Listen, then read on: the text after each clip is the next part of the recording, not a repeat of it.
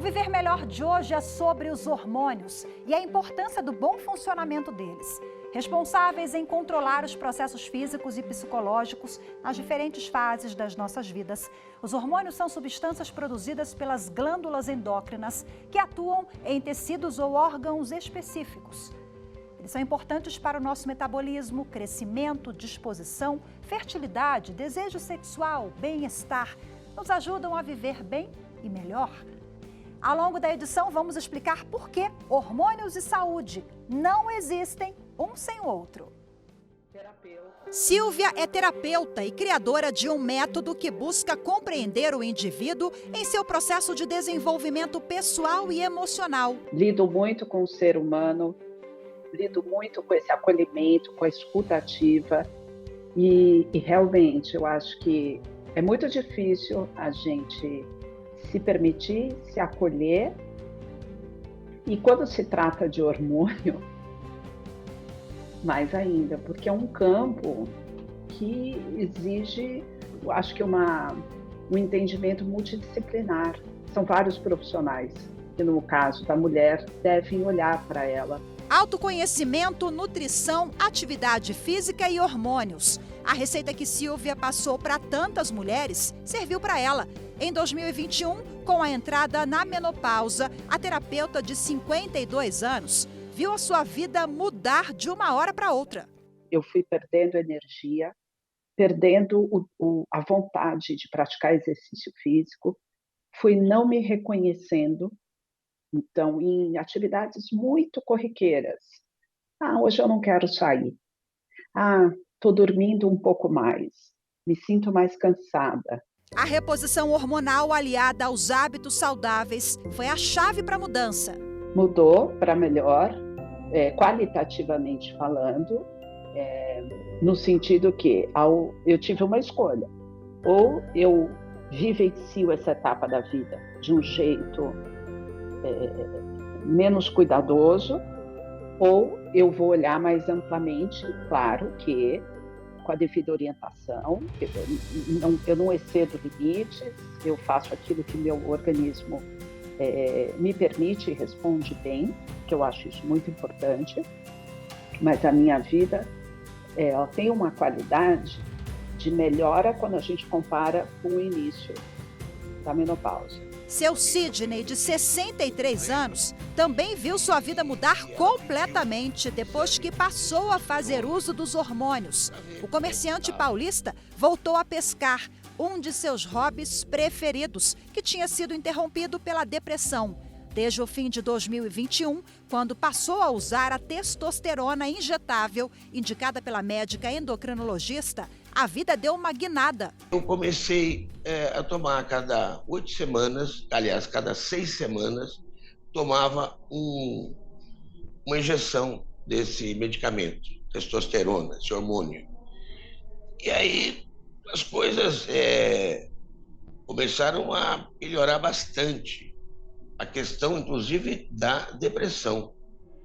Aí eu já estou me sentindo meninão de novo. Eu estou com o ânimo de um cara de 30 anos. Então, eu acho muito válido. Existem diferentes métodos para a reposição hormonal. A escolha será feita pelo médico e depende do caso concreto de cada paciente. Seja lá qual for a estratégia, eles garantem que vale a pena. Isso dá uma melhoria de vida muito grande. É fantástico. Eu estou me sentindo muito bem, estou disposto. Eu queria ficar só no sofá, agora eu quero sair, eu quero passear, eu quero fazer tudo que eu gosto, pescar, ir em baile, ir em shows e tudo mais. Então eu entendi que o hormônio veio para colaborar nessa transição junto com a alimentação e com o exercício. Então eu usei o hormônio como uma ferramenta facilitadora para eu entrar nessa fase da vida que a gente não tem como fugir dela. Isso é um fato. Bom, e agora vamos ouvir os médicos especialistas para saber o que são e como os hormônios afetam o nosso organismo. Ao meu lado, no Viver Melhor de hoje, de forma remota, o médico urologista e professor de medicina da Escola Superior de Ciências da Saúde do Distrito Federal, Dr. Diogo Mendes, e também a diretora do Departamento de Endocrinologia Feminina, Andrologia e Transgeneridade da Sociedade Brasileira de Endocrinologia e Metabologia, doutora Karen Demarca Seidel. Sejam muito bem-vindos. Muito obrigada pela participação de vocês dois. Vou começar com a doutora Karen. Doutora Karen, nós apresentamos aqui na reportagem de abertura duas histórias, né, de um homem e uma mulher que estão em fases diferentes da vida, fizeram uso dos hormônios, mas antes de entrar no caso concreto e repercutir essas outras questões, eu queria que a senhora explicasse quais as funções, em linhas gerais, dos hormônios, porque nós temos inúmeros, né, no nosso corpo e como eles podem afetar o nosso bem-estar e qualidade de vida. Olá, muito obrigada pelo convite, é um prazer estar aqui com vocês hoje, falando sobre um assunto que é a minha grande paixão, que são os hormônios. Eles realmente são substâncias, né, que produzimos nas nossas glândulas endócrinas e que são responsáveis por, como você mesmo adiantou, sobre diversas funções do nosso organismo, né? Então, assim, começando pelo caso da entrevistada, né? É uma pessoa que entrou na menopausa, né, em que você teve a exaustão dos ovários, né, que não produzem mais os folículos que liberam estrogênio no nosso organismo. O estrogênio é um hormônio que faz com que a gente tenha vigor físico, ele ajuda nessa questão do equilíbrio emocional, ele é responsável pela libido feminina, pelo engurgitamento, né, genital, ou seja, na relação, é extremamente importante o estímulo estrogênico, que vai mexer na vasculatura genital, ajuda também no controle miccional, né, para que a gente não tenha incontinência urinária. Nosso cabelo, nossa pele, a pele fica mais elástica, mais grossinha, né? A gente nota, né, que com a menopausa, muitas mulheres relatam, né, como a pele fica mais seca, então assim, ele é responsável pela hidratação, é responsável também por questões que a gente nem imagina, né? Que seriam os vasos sanguíneos, né? Então, assim, a parte toda coronariana. Então, assim, quando a gente tem a queda do estrogênio, a gente pode deflagrar, né, o desenvolvimento de hipertensão arterial, um processo lento, mas talvez progressivo, né, de aterosclerose no coração. Então, por isso que é, assim, extremamente importante que nessa fase da vida a mulher pratique atividade física, tenha um bom controle, né, das suas taxas de colesterol, da sua pressão arterial, que visite os médicos regularmente. O estrogênio também tem uma atividade sobre a questão de memória, resistência insulínica, distribuição da gordura corporal, né? Então, assim, muitas mulheres contam que a partir da menopausa notam, né, que há uma mudança no padrão de distribuição da gordura corporal que passa a se acumular mais na região abdominal. E é justamente essa gordura abdominal que pode, né, levar ao surgimento do diabetes. Doutora Karen está citando vários hormônios, né? Porque só uma observação, gente, há uma estimativa de que as glândulas endócrinas, elas produzem cerca de 50 tipos de hormônios e cada hormônio tem uma função diferente, né? A gente não vai conseguir abordar todos aqui, mas realmente há essa complexidade. Doutor Diogo, seja bem-vindo mais uma vez, o senhor que já esteve conosco aqui no Viver Melhor, um prazer conversar com o senhor novamente. A ciência ainda não crava, né, sobre os benefícios do uso dos hormônios para os homens. Eu queria que o senhor fizesse um panorama para a gente e explicasse quais são os prós e os contras. Bom, em primeiro lugar, eu agradeço à TV Justiça pelo privilégio de estar aqui, deste convite, e cumprimento aqui a doutora Karen e a todos os seus ouvintes.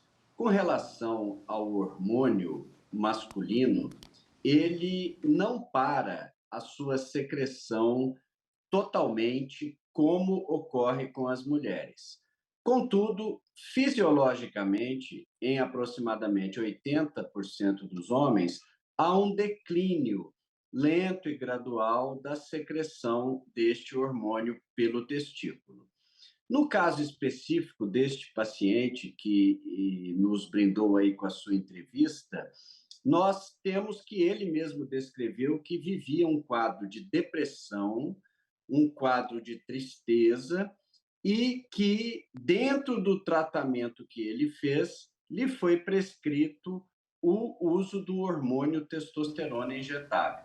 O que nós recomendamos é que, no caso da introdução da testosterona injetável no sexo masculino, eu preciso de um acompanhamento cotidiano e contínuo com o médico endocrinologista ou urologista que o está acompanhando, porque eu não posso manter esta prescrição o tempo todo, porque ao cabo de até 2 anos, essa glândula vai parar de produzir e esse indivíduo será dependente praticamente do uso contínuo do hormônio.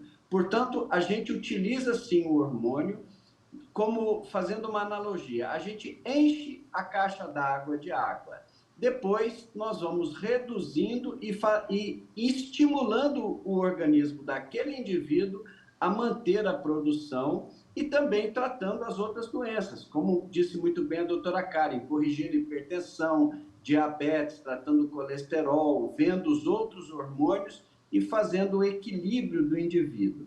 Então, a minha dica, sobretudo com relação ao uso injetável de testosterona, é que nós precisamos ter muito cuidado. Se este hormônio fosse assim liberado, como, por exemplo, é o uso de outros medicamentos, ele não exigiria receita de retenção. No caso das mulheres, por exemplo, quais são os indícios de que é preciso procurar ali um endócrino ou um médico? O corpo fala e a gente tem que definitivamente valorizar a fala do corpo. Se você tem queixas de sonolência excessiva, queixa de queda de cabelo, unhas fracas, algum tipo de batimento cardíaco alterado, seja, palpitações, dores de cabeça, alterações do ciclo menstrual, infertilidade, às vezes um aumento ou redução de peso muito abrupto, né? Muito fora do padrão, chama atenção, uma pele muito ressecada, às vezes algumas alterações emocionais. Às vezes, sabe uma coisa que é muito, que a gente recebe muito de otorrinolaringologista, são crises de labirintite.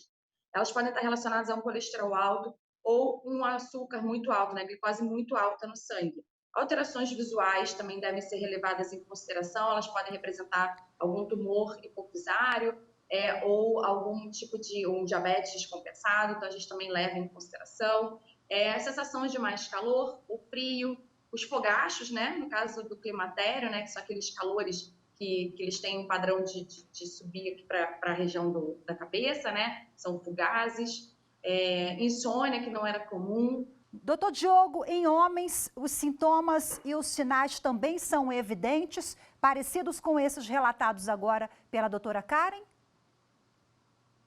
Não, eles são um pouco diferentes.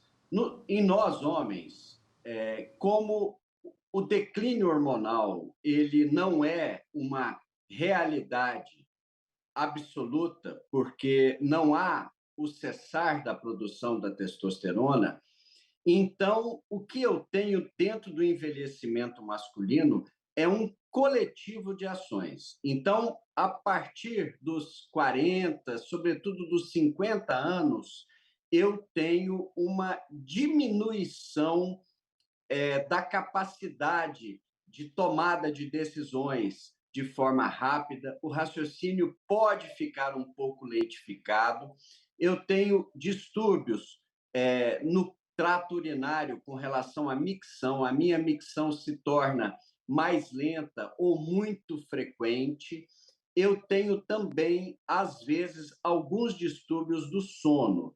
E, sobretudo, aquela preguiça, né? Aquela falta de ânimo que o paciente muito bem declarou. Ok, eu vou pedir licença para os senhores agora, a gente vai fazer um intervalo rapidinho e já volta a conversar. A seguir tem avanços e mitos e verdades sobre os hormônios. Viver Melhor faz uma pequena pausa e volta já.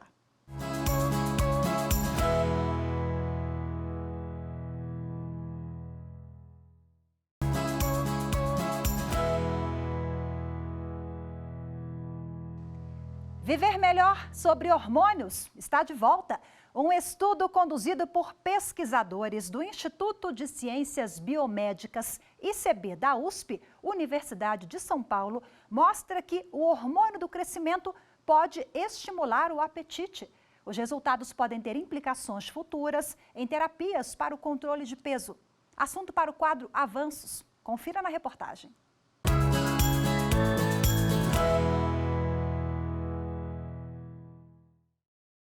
O trabalho revelou que a grelina, molécula conhecida como hormônio da fome, atua na glândula hipófise, no cérebro, estimulando a liberação do hormônio do crescimento, GH. A pesquisa, que teve início em 2017, pode ajudar a compreender o aumento do apetite na fase do crescimento. A gente descobriu que regiões do cérebro que controlam a fome eram responsivas a esse hormônio. O hormônio conseguia se ligar a esses neurônios, que são as células que compõem nosso cérebro, e regular a atividade dessas células. Mas isso era particularmente curioso pelo fato de que neurônios que regulam a fome eram alvos desse hormônio do crescimento. E isso também levantou a seguinte questão: o hormônio que a gente sabia que está envolvido com crescimento, regular a fome faz todo sentido, porque para você crescer, você precisa de energia. E a gente obtém energia do ambiente ingerindo a comida. Então, se você pensar uma criança, um adolescente que está em fase de crescimento, a gente vê quanto que essas crianças e adolescentes comem. O pesquisador, que é um dos orientadores do estudo, explica que os próximos passos da pesquisa estão voltados a compreender melhor como o hormônio do crescimento atua no cérebro, já que, além de regular o apetite, ele tem o potencial de regular o metabolismo. Eles também coordenam uma série de reações no nosso organismo que ajudam a gente a lidar com situações que são relacionadas à falta de comida. Então, uma das adaptações muito importantes, quando você não está achando comida, é sentir fome. Porque sentir fome faz você ficar motivado de se esforçar cada vez mais para ir atrás de comida. Mas uma outra adaptação é você economizar energia. É como se nosso organismo ligasse um modo econômico do corpo, em que, para fazer a mesma função, para o coração continuar funcionando, para você continuar respirando, para você continuar pensando, você gasta menos energia. E o que a gente descobriu na nossa pesquisa é que a ação central desse hormônio do crescimento ajusta esse gasto energético conforme a situação. Bom, e agora de volta com os meus convidados para a gente repercutir essa pesquisa e outros assuntos relacionados aos hormônios. Ao meu lado hoje no Viver Melhor, o médico Dr. Diogo Mendes e a endocrinologista Karen de Marca Seidel. Vou começar com a doutora Karen. Doutora Karen, a gente mostrou o GH, o hormônio do crescimento, ele tem ali um pico na puberdade, né? Mas ele tem repercussão também, esse hormônio, na vida adulta, durante toda a nossa trajetória, né? Perfeito. A gente mantém a secreção, né, do hormônio GH, ele é secretado pela glândula hipófise, e a gente necessita dele para as nossas funções básicas do nosso organismo. Acontece que a gente tem um pico de ação dele que é durante o crescimento, né? Ele é um hormônio do crescimento, ele tem atividade em nossos órgãos, ele estimula o crescimento dos nossos órgãos, então ele vai sendo secretado numa potência mais alta durante a infância e principalmente na adolescência. E quando a gente chega na fase adulta, a gente tem uma estabilidade, ou seja, a gente já não tem esse crescimento, essa necessidade tão grande, né, de energia, até chegando na senilidade, que a gente tem já poupa mais energia. Mas sobretudo o que é o mais importante é que a gente precisa nem estar com hormônio muito baixo e nem muito alto, ou seja, hormônio em excesso é ruim, ou seja, nos casos de acromegalia, em que você tem um excesso de produção do GH, isso pode promover repercussões como um grande aumento de peso, desenvolvimento de diabetes, assim como a falta do hormônio do crescimento também pode deixar a pessoa extremamente com fadiga, baixa estima, baixo vigor físico e apresentar outros problemas relacionados a essa baixa do hormônio. Doutor Diogo, a gente está falando sobre avanços, né? Mostramos agora essa pesquisa que relaciona aí o hormônio do crescimento ao apetite. O senhor destaca quais avanços ao longo dos últimos anos, quando a gente fala de pesquisas, experimentos e medicamentos, enfim, estratégias? Felizmente, é notável a melhora, sobretudo a compreensão que nós, médicos, obtivemos sobre o controle e sobre terapeuticamente como interagir com o paciente e como buscar manter o equilíbrio da melhor maneira possível. Isto foi possível e é possível por conta dessa manutenção de pesquisas que, felizmente, nós estamos fazendo. Outra coisa importante que nós obtivemos foi a desmistificação. Eu tenho certeza, e isso é um fato cotidiano, que melhorou a qualidade dos pacientes, sobretudo porque nós temos mais conhecimento e temos mais capacidade de encaminharmos os pacientes para os especialistas nas horas corretas. E, muitas vezes, e na maioria delas, conseguimos administrar os medicamentos com mais segurança, graças a este conhecimento científico. Realmente mudou para melhor a vida dos homens, sobretudo na minha área. É algo notável. Perfeito. O senhor citou há pouco desmistificar, né? Então, eu vou aproveitar meus convidados aqui para a gente desmistificar algumas questões que envolvem os hormônios. Vamos ao quadro Mitos e Verdades. Eu vou começar o Mitos e Verdades com a doutora Karen. Vamos lá, doutora Karen, a gente escuta muito falar, ainda existe um estigma, né, em relação ao uso dos hormônios, e aí eu quero ver uma questão com a senhora, ver se é mito, que a gente escuta por aí, ou a gente pode cravar como verdade. A reposição hormonal pode provocar câncer de mama? Mito ou verdade, doutora? Então, existe realmente uma associação do uso da terapia combinada da menopausa, ou seja, do estrogênio com a progesterona, que pode, ao longo do tempo, realmente aumentar a incidência, né, o número de casos de câncer de mama. Não é um aumento importante, entretanto, dependendo do tipo de progesterona, isso que foi observado, que não foi pelo uso do estrogênio, e sim pelo uso da progesterona, esse risco pode aumentar. Mas não é para todos os tipos de progesterona, então a gente realmente sugere, né, que o uso deve ser feito, o uso da progesterona micronizada, que é a progesterona mais natural, ela é comercializada, não precisa ser formulada, tá? A gente deixa isso bem, de uma forma bem enfática, né, que nós temos no mercado esse tipo de apresentação, e sempre lembrar que a gente tem que fazer a terapia hormonal da menopausa enquanto a mulher tem sintomas. Então a gente tem uma janela de oportunidade que está muito alinhada com essa questão do risco também de desenvolvimento do câncer de mama. Ou seja, a janela de oportunidade fala que você tem que fazer a terapia hormonal até 10 anos do início da sua menopausa. E em mulheres mais novas que 60 anos. O uso, a partir dos 60 anos da terapia hormonal da menopausa, tem que ser individualizado. Doutor Diogo, vamos lá, em relação aos homens, né? A terapia hormonal, ela aumenta a libido? Sim. A terapia hormonal, ela está ligada ao distúrbio de libido, de desejo sexual, e não à ereção. Então, toda vez que eu tenho um quadro de tristeza, de depressão, de até ansiedade, muitas vezes até pânico, eu preciso pensar que a testosterona está baixa, mas eu não posso atribuir exclusivamente à testosterona estes fatores. Ou seja, distúrbios emocionais e distúrbios de desejo, eu penso e avalio a testosterona. Distúrbios de ereção, não.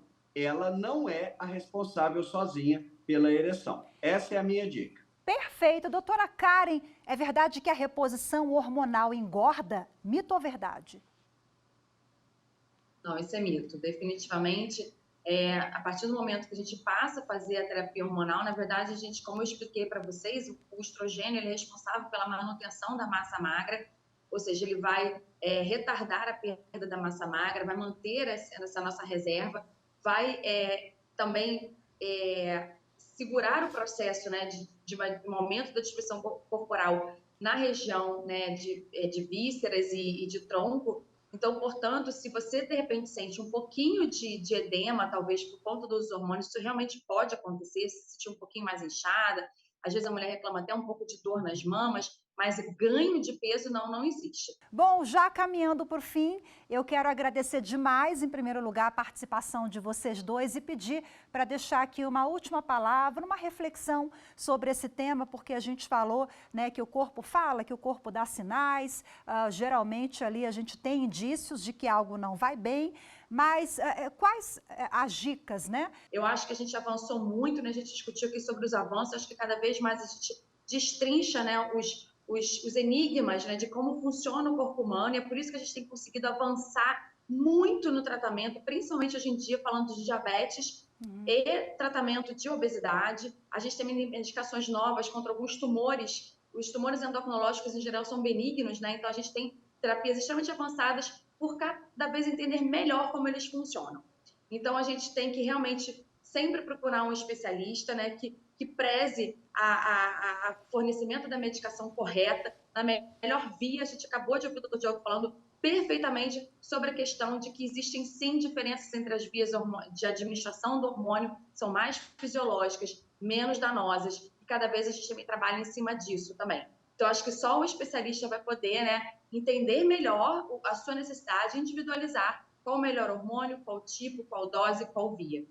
É isso que eu tinha, então, para falar para vocês. Muito obrigada, doutora. Por favor, doutor Diogo, suas considerações. Olha, a doutora Karen disse 90% do que eu iria dizer. Eu faço as minhas palavras, tudo que foi dito por ela, e digo para você, telespectador, não acredite em soluções mágicas. Aquele médico que só ele tem a solução, que só a fisioterapeuta dele é bom, que só a farmácia que ele manda é boa, tem coelho nessa cartola. Sempre ouça, se você é homem, o seu cardiologista, o seu endocrinologista e o seu urologista, tire as suas conclusões, e se você é mulher, ouça o seu ginecologista, o seu endocrinologista e o seu cardiologista. Ou seja, esta união das três especialidades, cardio, uro e gineco e endocrinologia, é necessária para te dar saúde. Por quê? Porque nós juntos somos maiores do que separados. Muito obrigado à TV Justiça, muito obrigado à doutora Karen, e é um privilégio falar aqui com você sobre esse assunto tão importante. O prazer é todo nosso. Muitíssimo obrigada aos dois, muito obrigada pela disponibilidade, viu? Até a próxima. E muito obrigada a você também que nos acompanhou em mais uma edição. Temos um encontro marcado no próximo programa. Eu te espero. Até lá.